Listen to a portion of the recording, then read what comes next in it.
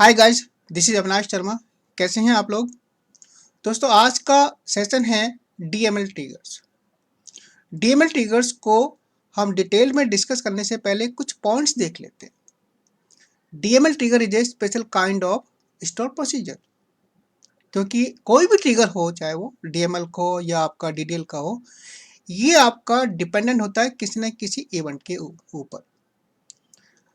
और यहाँ ट्रिगर को हम आप मैन्युअली इसको एग्जीक्यूट नहीं कर सकते, इसीलिए इसको कहा जाता है स्पेशल काइंड ऑफ प्रोसीजर्स। यहाँ हम बात कर रहे हैं डीएमएल ट्रिगर्स के बारे में।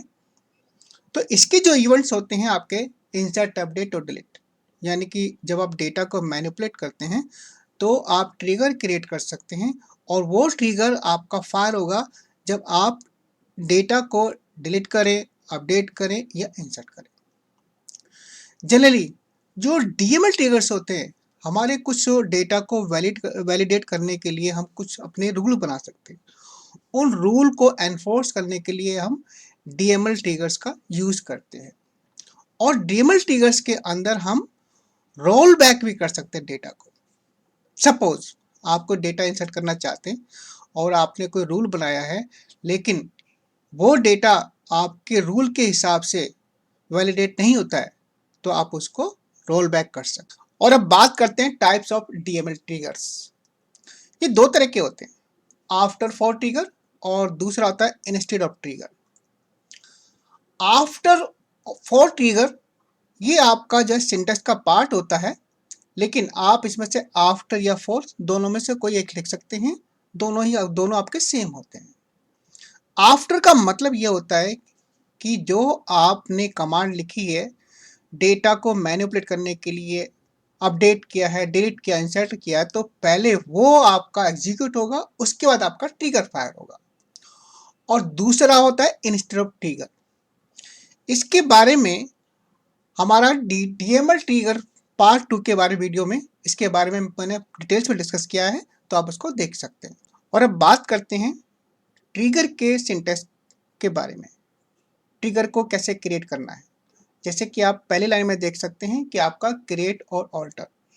फर्स्ट टाइम जब आप ट्रिगर क्रिएट कर रहे हैं तो आप क्रिएट यूज करेंगे, और एक बार आपने ट्रिगर को क्रिएट कर लिया है, उसमें कुछ चेंज करना है तो आप उसको ऑल्टर यूज करेंगे। सेकंड लाइन में है ट्रिगर का नाम, ये आपका है, यूजर डिफाइंड होता है, आप कुछ भी लिख सकते हैं इसमें। थर्ड लाइन में है आपका ऑन टेबल और व्यू, यानी कि आपको ट्रिगर जो क्रिएट कर रहे हैं, आपको यहां बताना है कि आप ट्रिगर टेबल पे क्रिएट कर रहे हैं या व्यू पे क्रिएट कर रहे हैं। इसके बाद कुछ ऑप्शंस होते हैं, वो हम आपका प्रैक्टिकल में हम देखेंगे इसके बाद। उसके बाद आपका फॉर, आफ्टर, इंस्टेड ऑफ, ये आपका टाइप ऑफ ट्रिगर है, किस टाइप का आप ट्रिगर क्रिएट कर रहे हैं। उसके बाद आपके इवेंट्स हैं, ये आपका यहाँ पर इंसर्ट है, अपडेट है, डिलीट है।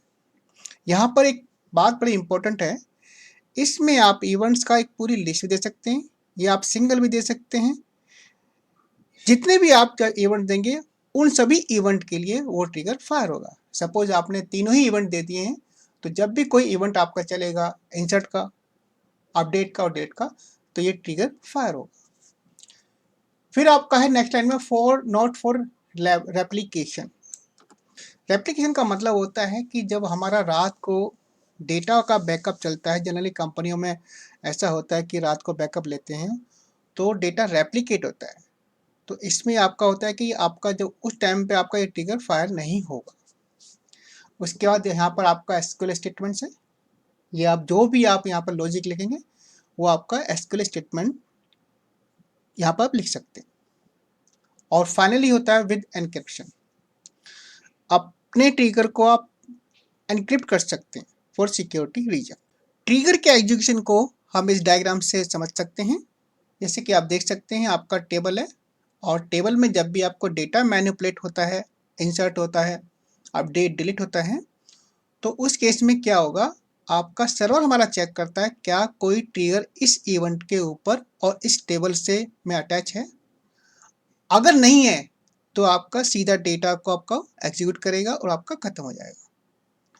और सपोज आपने कोई ट्रिगर क्रिएट किया हुआ है तो उसके बाद वो ट्रिगर फायर होगा और तब आपका प्रोसेस एंड हो जाएगा। अब हम ट्रिगर का प्रैक्टिकल करके देखते हैं। सबसे पहले हम प्रैक्टिकल करेंगे आफ्टर इंसर्ट ट्रिगर का। एक एग्जांपल लेते हैं।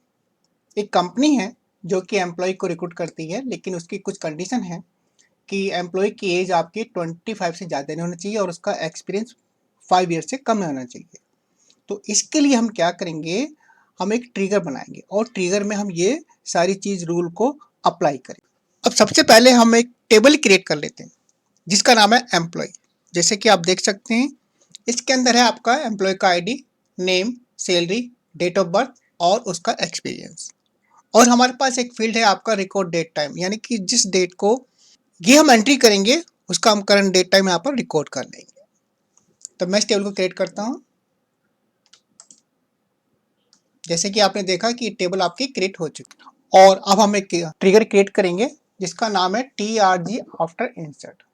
ये ट्रिगर हम एम्प्लॉय टेबल पर क्रिएट कर रहे हैं और ट्रिगर का टाइप है आफ्टर इंसर्ट।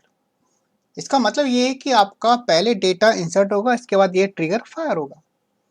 उसके बाद मैंने यहाँ पर 3 लोकल वेरिएबल लिए हुए हैं और जैसे कि आप इस लाइन में देख पा रहे हैं कि मैं एक इंसर्टेड टेबल से लोकल वेरिएबल में वैल्यू को असाइन कर रहा हूँ। ये जो इंसर्टेड है ये वेरी इंपॉर्टेंट है, क्योंकि ये इंसर्टेड एक लॉजिकल टेबल है जो कि SQL सर्वर हमारा ट्रिगर के अंदर क्रिएट करता है। इसमें वो सब डेटा होता है जो कि आपने इंसर्ट करते समय जब इंसर्ट कमांड चलाई होगी, जो भी डेटा दिया होगा वो आपका इस लॉजिकल टेबल में होता है और हम कॉलम के थ्रू उसकी वैल्यू को इस टेबल से निकाल सकते हैं। तो मैं यहाँ पर मुझे 2 वैल्यू की जरूरत है, आपका एम्प्लॉय का डेट ऑफ बर्थ और उसका एक्सपीरियंस। तो मैंने दोनों लोकल वेरिएबल में उन वैल्यू को डाल दिया है। जैसे कि आप पहला हमारा बिजनेस रूल था कि आपका एम्प्लॉय की एज 25 से ज़्यादा नहीं होना चाहिए। तो मैंने क्या किया है, एक और तीसरा वेरिएबल लिया है एज, और एज में मैंने क्या किया, करंट आपका जो डेट है उससे मैंने एम्प्लॉय की आपकी डेट ऑफ बर्थ को लेस करके उसकी एज को निकाल लिया है। और फिर मैंने चेक कर लिया है कि अगर उसकी एज 25 से ज़्यादा है तो वो आपका हमारे यहाँ पर उसको मैसेज आए not eligible, age is greater than 25, और यहाँ पर डेटा को वो रोल बैक कर दे। रोल बैक क्या करेगा, आपके डेटा को आपका टेबल में इंसर्ट नहीं होने देगा, उसको वो कैंसिल कर देगा। इसी तरह से हमारी सेकंड कंडीशन है। सेकंड कंडीशन में क्या है कि आपका एम्प्लॉय का एक्सपीरियंस 5 ईयर से कम नहीं होना चाहिए। तो यहाँ पर भी मैंने कंडीशन लगा दी है और उसको रूल को वैलिडेट कर लिया है। इसका मतलब ये होगा कि ये दोनों रूल वैलिडेट होंगे। दोनों रूल वैलिडेट होने के बाद ही आपका डेटा इंसर्ट होगा। अगर दोनों रूल वैलिडेट हो जाते हैं तो मैंने कहा आपका बिगिन और एक मैसेज आया एम्प्लॉय डिटेल्स इंसर्टेड सक्सेसफुली, उसके बाद ये डेटा आपका टेबल में इंसर्ट हो जाएगा। ट्रिगर क्रिएट करने के बाद अब इसको टेस्ट करते हैं। जैसे कि आप एक क्वेरी देख सकते हैं कि मैं एम्प्लॉय टेबल में एक डेटा इंसर्ट कर रहा हूँ और उसमें मैं एम्प्लॉय का नाम, उसकी सैलरी और डेट ऑफ बर्थ और उसका एक्सपीरियंस, जैसे कि आप देख सकते हैं आपका ये उसका आपका डेट ऑफ बर्थ है और ये आपका एक्सपीरियंस है। मैं इसको एग्जीक्यूट करता हूँ तो जैसे कि आप देख सकते हैं एक मैसेज आ रहा है not eligible, age is greater than 25, क्योंकि वहाँ पर हमारा बिजनेस रूल लगा हुआ है ट्रिगर के अंदर। मैं इसको चेंज कर देता हूँ।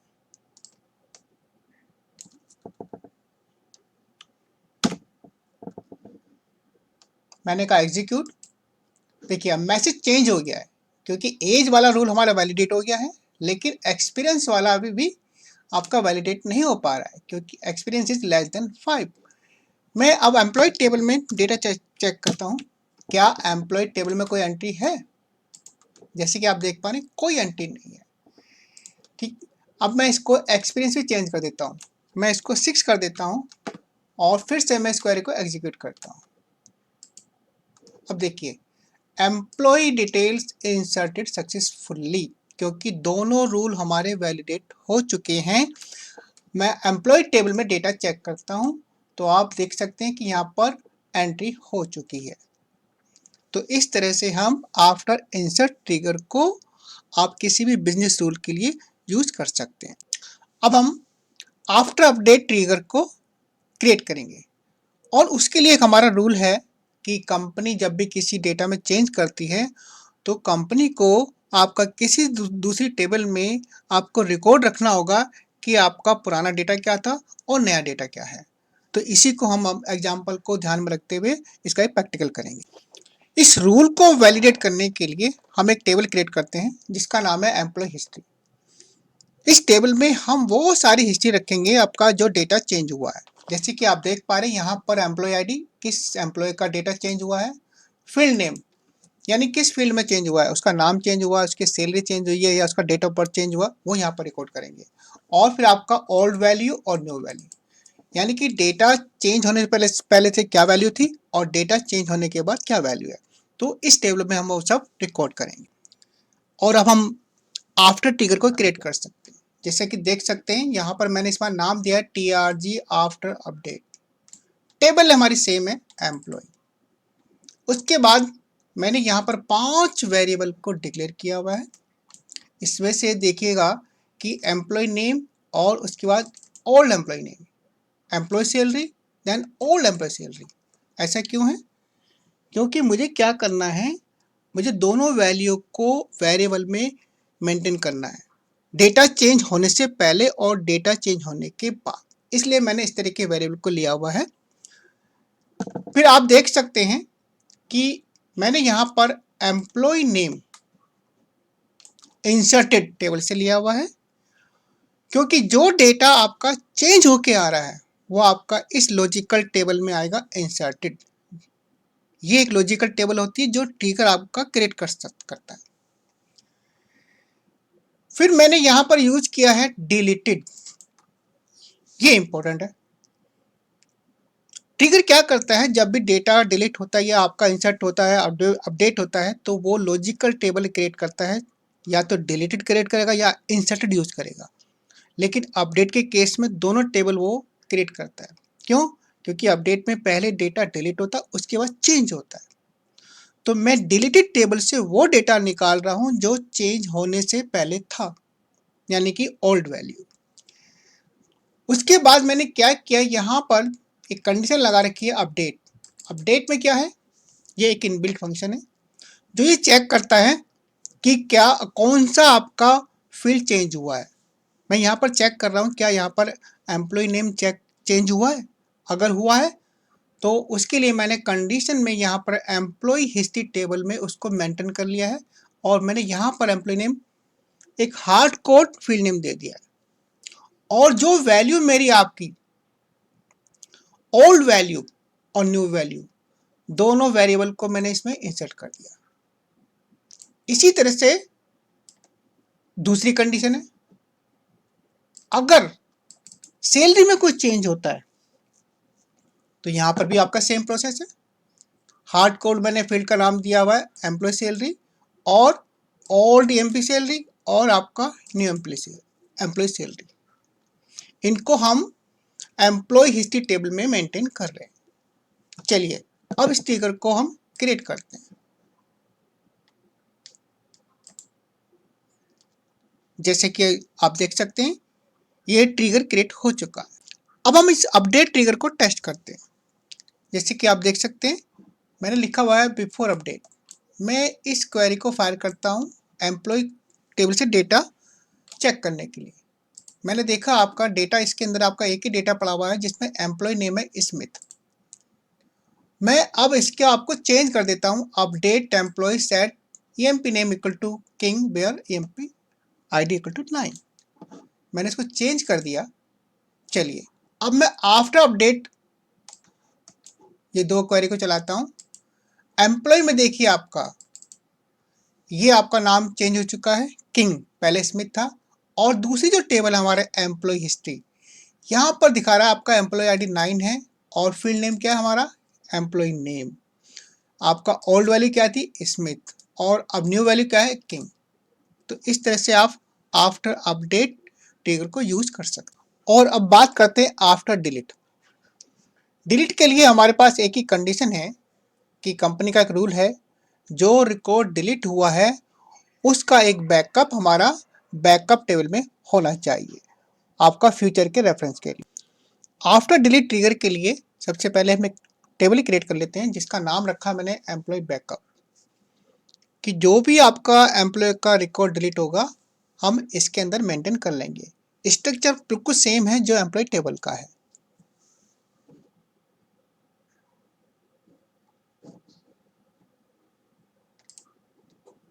और अब हम आफ्टर डिलीट ट्रिगर क्रिएट करते हैं। इस बार मैंने इसको नाम दिया है TRG after delete. Table name हमारी सेम है, एम्प्लॉय आफ्टर डिलीट।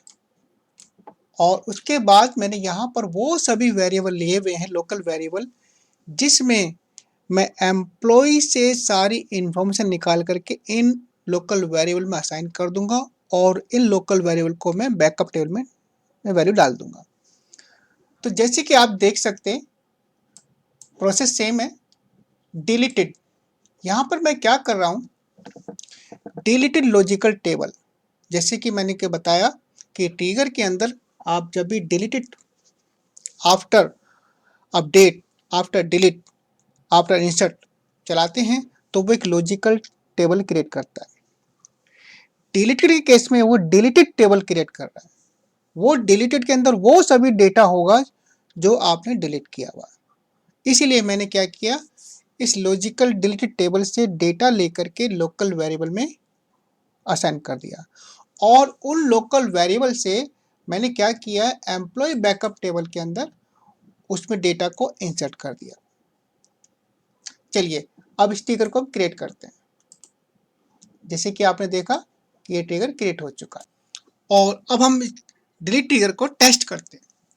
जैसे कि आप देख सकते हैं कि बिफोर डिलीट मैं दोनों टेबल का डेटा को चेक करता हूँ। एम्प्लॉय टेबल में एक आपका रिकॉर्ड है जो कि हमने इंसर्ट किया था और हमारा बैकअप टेबल में कोई डेटा नहीं है। अब मैं एम्प्लॉय टेबल से डेटा को डिलीट कर देता हूँ।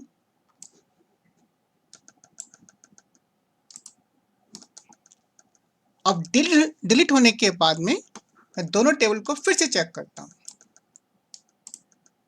जैसे कि आप देख सकते हैं कि एम्प्लॉय टेबल में कोई डेटा नहीं है, लेकिन बैकअप के अंदर सेम डेटा हमारा मेंटेन हो चुका है। तो इस तरह से आप डिलीट ट्रिगर को यूज कर सकते हैं। तो दोस्तों आज का ये सेशन DML ट्रिगर्स पार्ट 1 यही खत्म होता है। अगर आपको ये वीडियो अच्छी लगी हो तो प्लीज़ सब्सक्राइब कीजिएगा। Thank you, thanks for watching the video.